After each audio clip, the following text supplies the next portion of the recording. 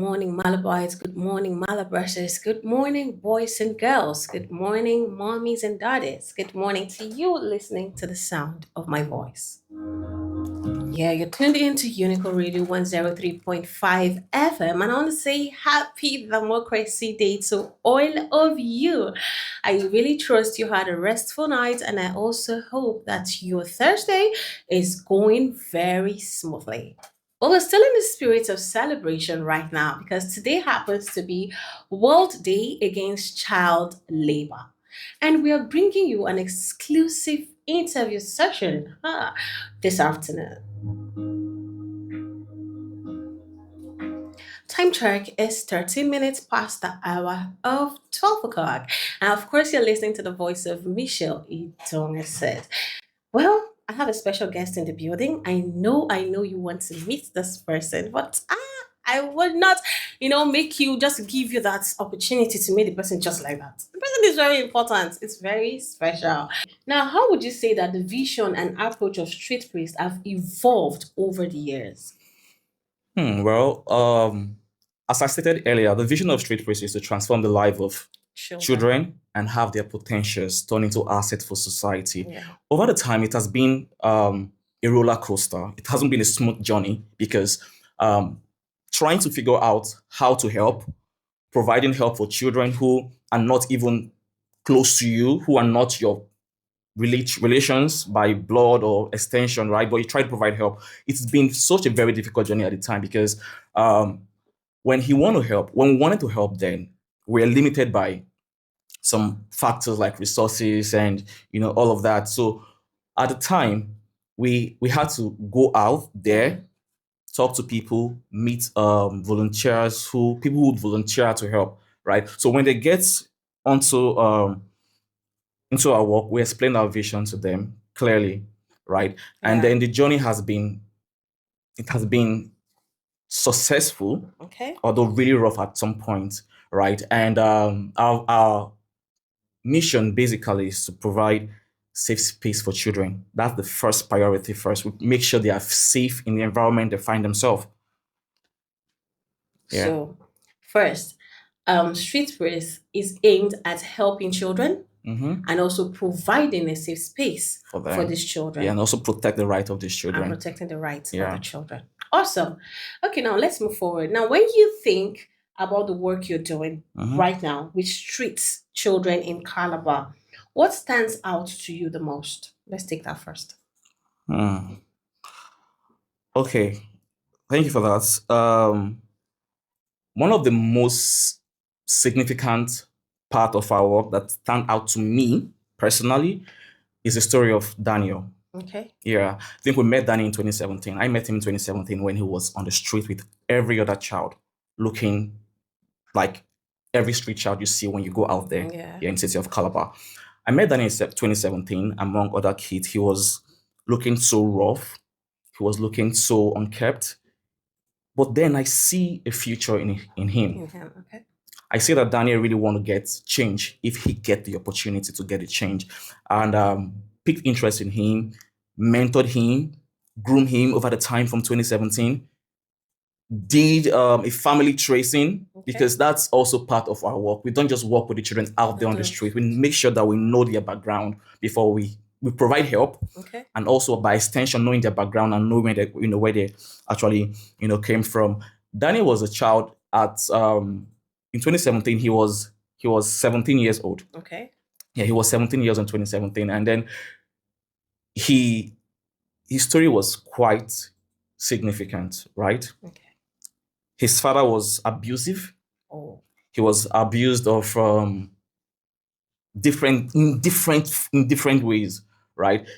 He lost his mom. No. So by the father got married to another woman, and then this witch branding, Yeah. witchcraft. See, oh, Daniel is a witch. He's the reason why I don't have a child. Is the reason why there's a misfortune in the family and stuff like that. Yeah. So Daniel was a victim of abuse, violence, and exploitation as well. So he couldn't bear to be in the house because his father was using a machete on him to flog him, to beat him up, and then he ran away from the house. He felt the street is safer than his home. Home. And that's where the problem began. right? When a child feels that the street is better than their home, that's a big problem because I'm sure, Michelle, you wouldn't want to be on the street, or you wouldn't want to feel or have your cousins or your nephew, niece stay on the street, right? At all. So we're able to groom Daniel over the time, send him through school. Here in Calabar, Akim Secondary School, that was where he graduated from. Oh, nice. Yeah, while he was in school, he has a passion for music. He has a passion for, mixing music, mixing, DJ stuff. And as I speak to you now, he's done with his secondary school. He wrote Jam, Coming to Unica, right? Yes. Nice. Yeah. And this is a boy that nobody believed in him. His father never believed in him when he was right there, at home. So now Daniel is doing excellently well. This is someone who was never believed in, and his future would have been wasted on the street. So this is a story that stands out with me. And when I speak and talk to Daniel today, it's really awesome because you wouldn't even know that Daniel had gotten or was once on the street ever before. That's quite a touching story, I would say. And Thank you. seriously, well done for, all the work and also the support you're giving to street children out there.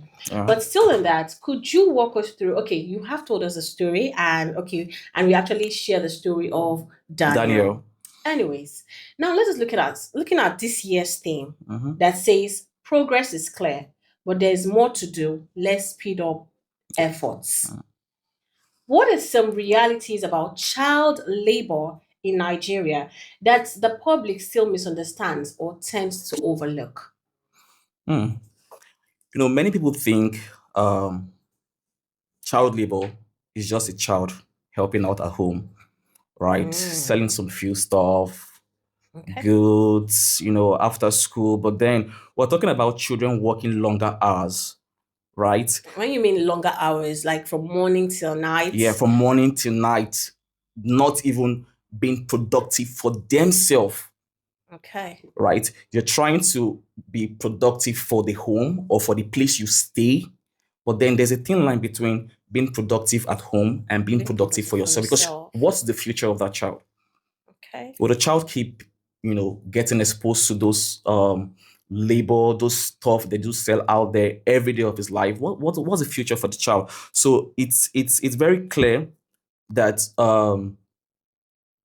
there's a distinction between helping out and then exploiting the child to some kind of hazardous condition, right? So child labor is I consider child labor as stealing childhood. Stealing childhood. Yeah. Okay. Yeah. I didn't see this from this light, but okay. Now, if from your experience, why is public awareness so critical in this fight, and how do we move beyond just awareness to actual action? Awareness is the first step, but it's not enough. Okay. Yeah, giving the education of child labor, educating the public about this condition, bringing it to the limelight to people that this is actually a problem. That's creating awareness, having some community sensitization, just like what we're doing right now. We're trying to create awareness, but this is not just enough for a sustainable action, right? What we can do is every person has influence in one way or the other. I mean, you have a voice right now, Michelle. You have a voice. You're talking to me, and people are hearing you. Okay. Right? You have a voice. So everyone can, when you hear something, when you see something, say something. When you see a condition of a child being exploited, I'm sure that most people have or live in a compound where they have so many neighbors. And then you've seen that this particular child always wake up in the morning, going to the market or fetching water, doing the house domestic job. And then at the end of the day, he's going to sell. I mean, what happened to that child's education? We know education is the bedrock to success, and then it's the foundation for every child, for everybody. Yeah. Everyone must have passed through education. But the moment a child is spending more time doing those hazardous jobs and all, it's depriving the child of getting access to education, and then he spend more time out there than in the classroom. Yeah. So when you see something like that, the best that could happen, you are aware of this. you have to speak up, you have to talk, and you have to report to organizations who you think are into things like Like this, this. and they can help, alleviate such conditions of a child. Okay. Yeah. And I believe Street Priest already have that platform where people can reach out as well. 100%. We have the platform. I mean, we are the voice. Awesome. Thank you. Awesome. Okay, let's move forward now. Definitely there will always be progress and there will always be challenges, when doing things like this. Now, concerning progress, Mhm. whether nationally or here in Cross River State, have you personally witnessed in the fight against child labor? Have you personally? Well, yes, I have, because like I said, we have partnering organization who protect the right of children. I'll mention Basic Right Council Initiative. Okay. This is an organization that help protect the right of children. We partner with them in cases where we see issues like this, Yeah. report them, and they take legal actions on issues that need to be dealt with, right? So we have reported cases, several cases of abuse, not Yeah. just child labor, but then an extension of sexual abuse and Abuse all and of them on that. children, to organizations like this, and they have been doing a remarkable job in, fighting this. Okay, so issues. let's just a little bit. Let me take you back, because when you said in the case of awareness, Mhm. in what ways do you think we could create awareness so that people would know the extent in which they are exploiting children? You know, especially when it has to do with child labor, because some people will be like, this is how I was trained.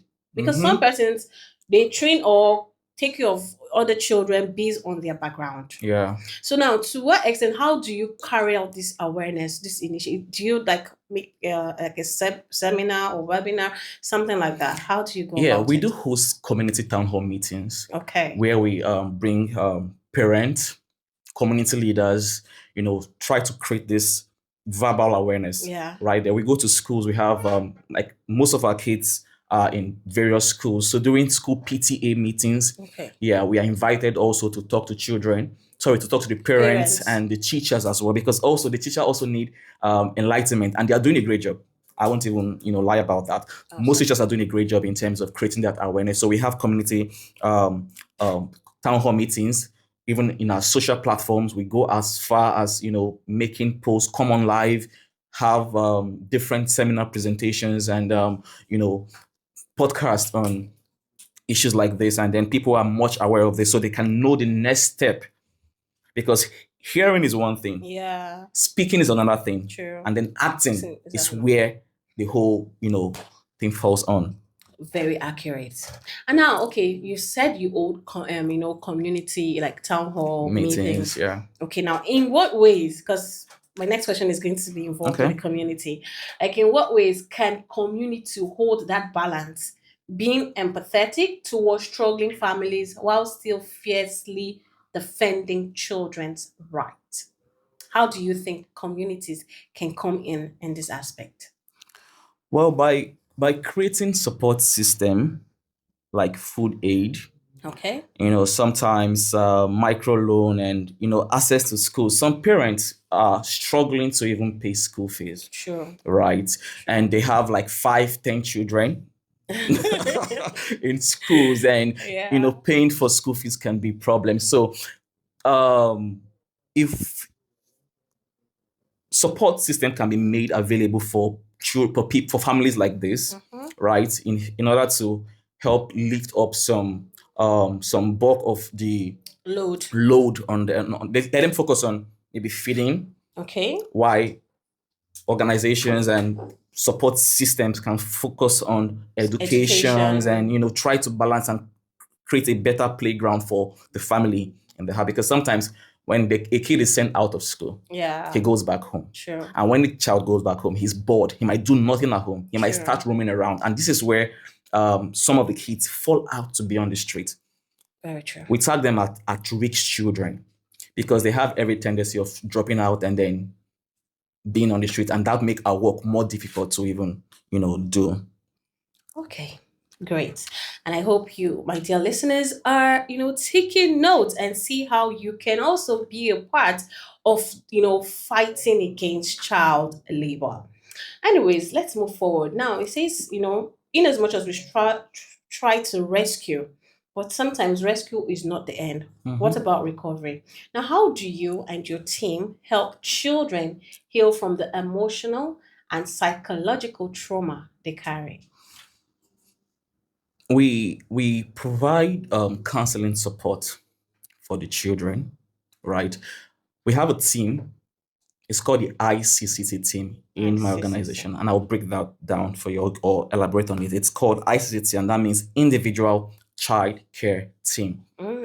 Okay. Yeah, and this is a team that focus mostly on every child, not in generic, like Okay. individually. We focus on a child, knowing the child background, knowing the story. If a child has passed through, some struggles in different way, we have that one-on-one counseling and try to Create create a safe a safe space. space for them. Try to, with a different approach. Yeah, Every child is different, and different approach work for different child. true. Yeah, so we have a counseling section, and we have that conversation to try to make the environment safe for the child to feel very free To and to express. express himself in a very cool way. Awesome. Awesome. You guys are Mm, doing amazing, I would say. thank you. Okay, still on that. Now, what support systems or partnership have been most valuable in reintegrating them into safer, more nurturing environments? Our partnership with local schools has gone to an extent that it has made our work very easy for us. When I say teachers are amazing, I mean some teachers are really great. Okay, I'm talking about teachers because children spend more time with teachers in school. true. I'll give a typical example. In one of the schools here where we have our kids, we have a particular child, Glory, who was I think she was 15, or she's 15 rather, because it happened this year. She's Okay. 15. Think about a child who is 15 being a mother and father to three other younger ones. Oh my God. Yeah, that is That's child a huge labor. Yeah, responsibility. that's child labor at its peak. True. Glory is is not is she's a child taking care of a A child, child, right? yeah. And then she was abandoned by her parent. Oh, Yeah, her mother is far away in Zapabio or thereabout, wow. and she comes once in like 2 or 3 months, Okay. right? She goes to school. When a child gets to school, teacher should also be able to understand the psychology of a child, right? She understood Glory. She knows that Glory is facing A lot. a lot, but she's not speaking.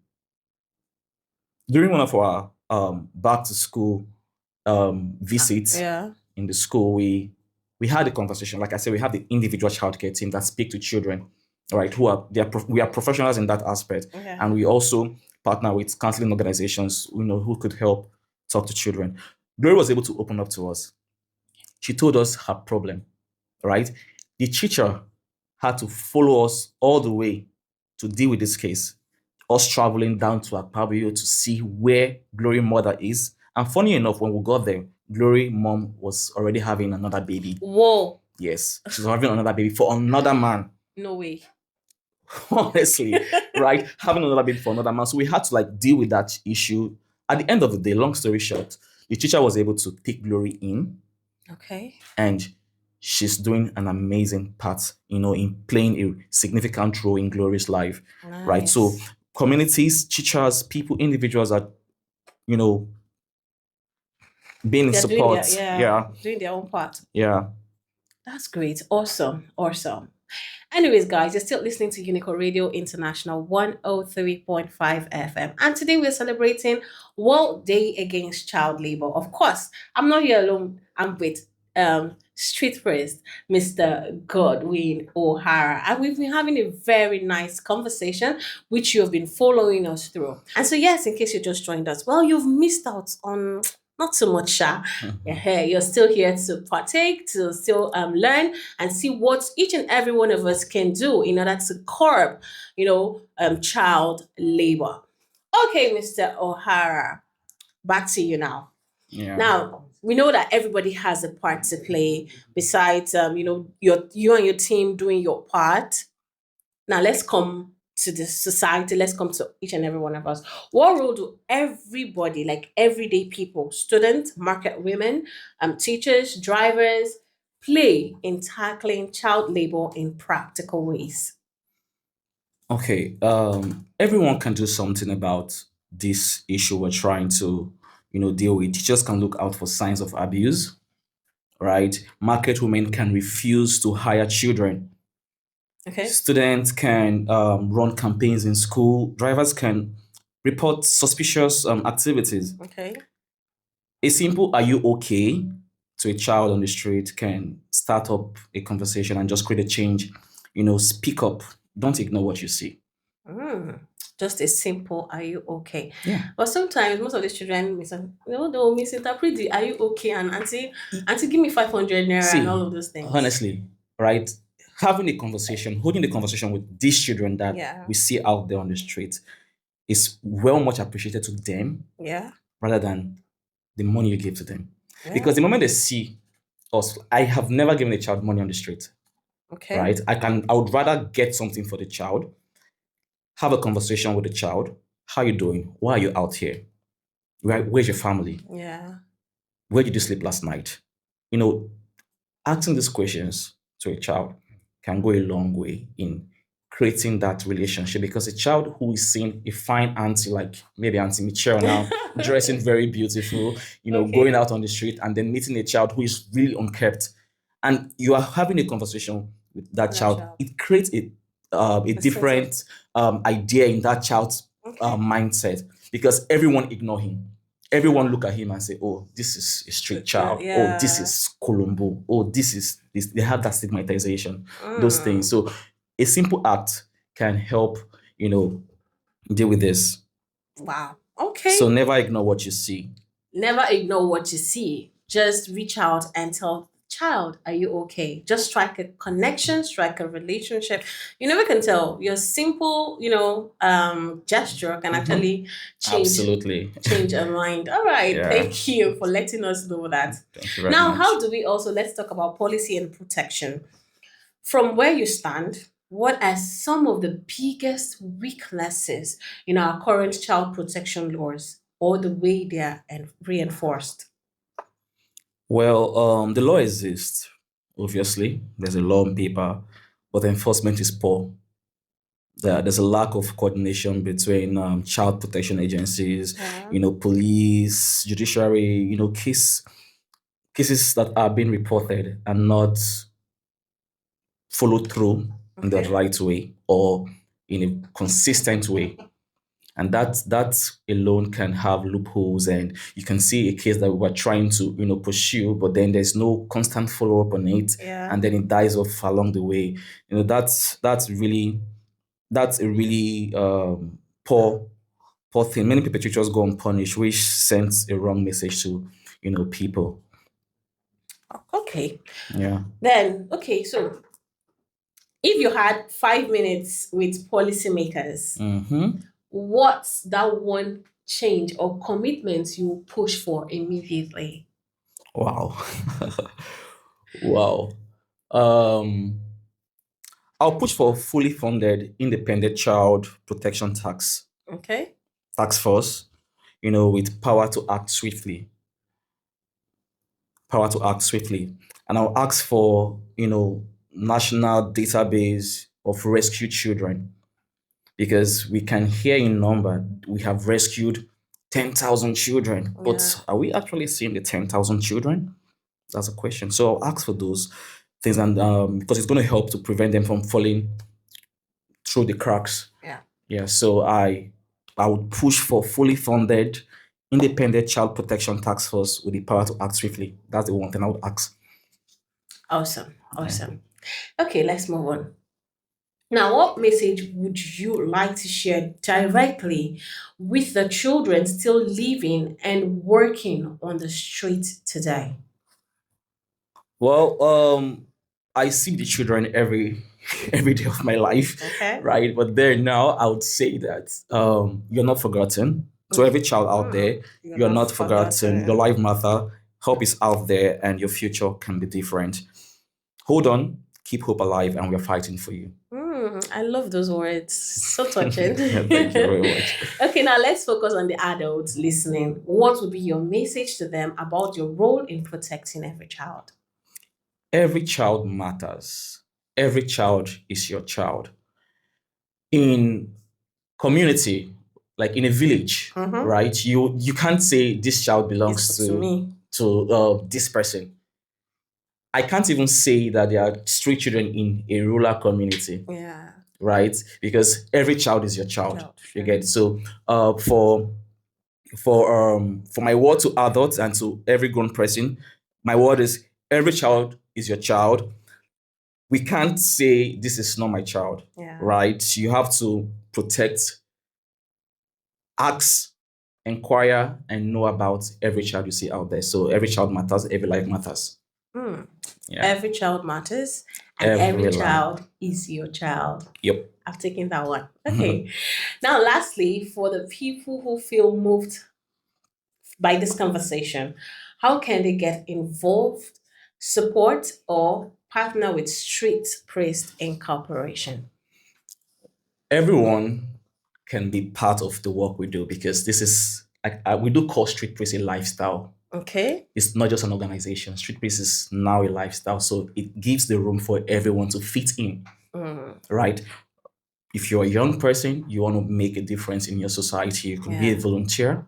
Mm. And the most interesting part of our work is we don't call our volunteers, we call them revolutionaries. Okay. Yeah, because that is what we do is a work. It's a wicked problem we're trying to solve, and if no one pay attention to it, no one is going to do it. Yeah. Right. So if you're a young person, you could be a volunteer, you could be a revolutionary, you could be, if you don't have the time to volunteer, you could be a partner, you could be a donor, and we are open to receive every person as you come, being a volunteer, a partner, a donor, or whatsoever. There's room for everybody to come in. Thank you so much, Thank you. Mr. Godwin O'Hara. It has actually been a pleasure first seeing you in person because I know, yes, I've seen the work, of Street Priest for Yeah. the longing, and the longest time. So you guys are doing amazing well, you and your team. Thank you very much. Also, it's also been a pleasure, having this conversation with you. It has actually given a different perspective on how we see child labor, Yeah.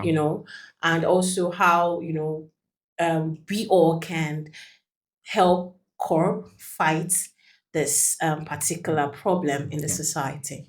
Thank you very much. Yes, it has been awesome. Okay, my dear and wonderful listeners, it has been a great time right here on 103.5 FM. And I hope you guys had a blast. I hope you also learned. And also, I hope that you took one or two lessons home from all what Mr. Godwin has said.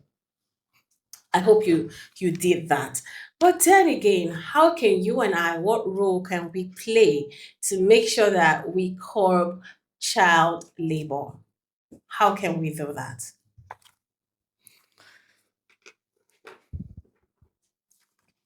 All right. So before we close, for the day, Mr. Godwin, you would like to? Yeah, I would like to say to everyone, when you have or see any challenge when it comes to child labor, exploitation of a child, whatsoever, make sure you speak up, step in, support, and report because we try to protect the right of every child. And in order to do this, you could reach out to us on various social media platforms on Street Priest, Street Priest Inc, Street STREET PRIESTS and the number to call you have 08102431109. I'll say that again, 08102431109. Okay. So yes, if you want to be a part of this beautiful,